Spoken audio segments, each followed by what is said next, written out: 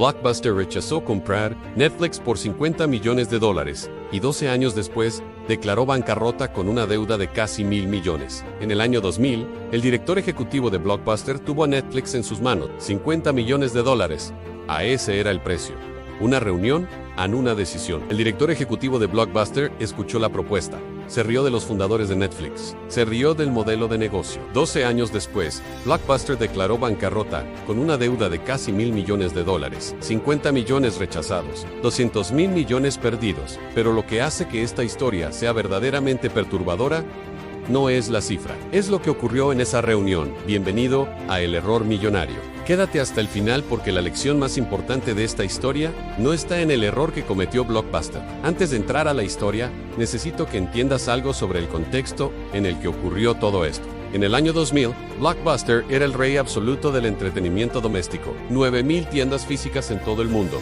60.000 empleados. Era una máquina perfectamente engrasada. Un modelo de negocio que generaba dinero de forma consistente y predecible. Las multas por devolución tardía. En su punto más alto, Blockbuster generaba aproximadamente $800 millones anuales solo en multas por devolución tardía.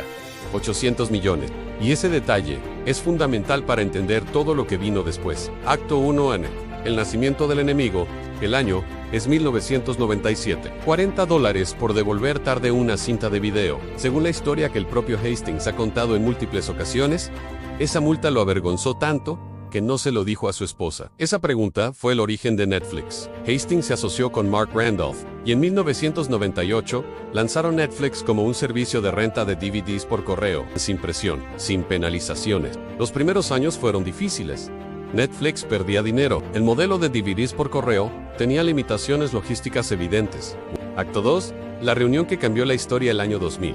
El .com está en su apogeo. Reed Hastings y Mark Randolph vuelan a Dallas para reunirse con John Antioco, el director ejecutivo de Blockbuster. Era una propuesta que en retrospectiva suena casi perfecta para ambas partes. Netflix obtenía el capital y la escala que necesitaba. Según los relatos posteriores de personas presentes en esa reunión, la propuesta fue recibida con escepticismo desde el principio. La reunión terminó sin acuerdo. 50 millones rechazados en la reunión terminó. Y cada una de las dos empresas regresó a construir su propio futuro. Acto 3. En los años que Blockbuster no volvió a ver. Los años siguientes fueron una acumulación progresiva de señales que Blockbuster eligió no procesar con suficiente urgencia.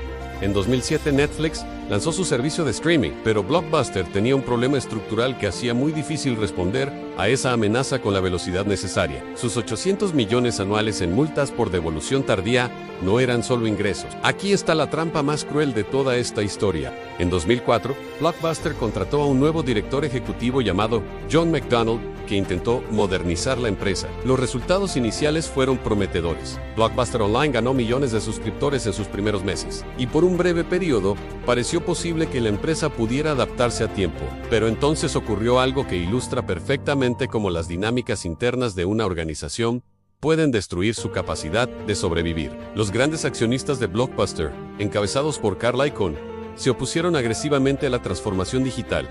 Blockbuster regresó a su modelo tradicional. Acto 4. El colapso. Los números de los años siguientes son brutales en su claridad. En 2007 Netflix tenía 7.5 millones de suscriptores. En 2010, Netflix superó los 20 millones de suscriptores. El crecimiento del streaming era exponencial. En septiembre de 2010, Blockbuster presentó su solicitud de protección por bancarrota bajo el capítulo 11 de la Ley de Quiebras de Estados Unidos. La empresa que había rechazado comprar Netflix por 50 millones en el año 2000 declaraba bancarrota con casi $1.000 millones en deuda, mientras Netflix continuaba su crecimiento hacia una valoración que eventualmente superaría los $200.000 millones. En 2030 Network, que había comprado los activos de Blockbuster en la bancarrota, cerró las últimas 300 tiendas restantes en todo el mundo. Quedó una sola en Bend, Oregon, una tienda Blockbuster que sus propietarios locales mantienen abierta como atracción turística y símbolo nostálgico de una era que terminó. A la lección que lo conecta todo ahora: detente y procesa lo que acabas de escuchar. Porque la historia de Blockbuster no es la historia de una empresa que fue destruida por la tecnología. Sus 800 millones en multas no eran solo ingresos, eran una señal de que su modelo dependía del malestar de sus propios clientes.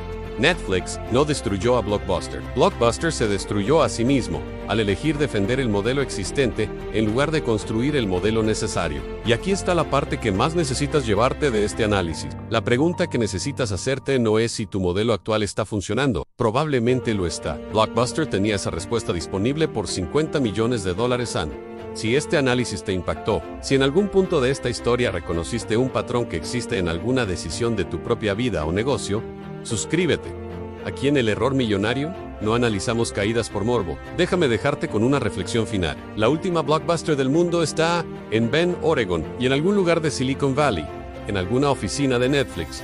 Probablemente hay alguien mirando su propio modelo de negocio, con la misma confianza con la que John Antioco miraba a Reed Hastings en el año 2000. El ciclo nunca termina, solo cambian los nombres. Y si quieres entender el siguiente caso de una empresa que tuvo en sus manos el futuro de su industria y eligió ignorarlo hasta que fue demasiado tarde, nos vemos en el próximo análisis. Porque en el mundo de los errores que destruyen imperios, la historia siempre tiene la misma advertencia.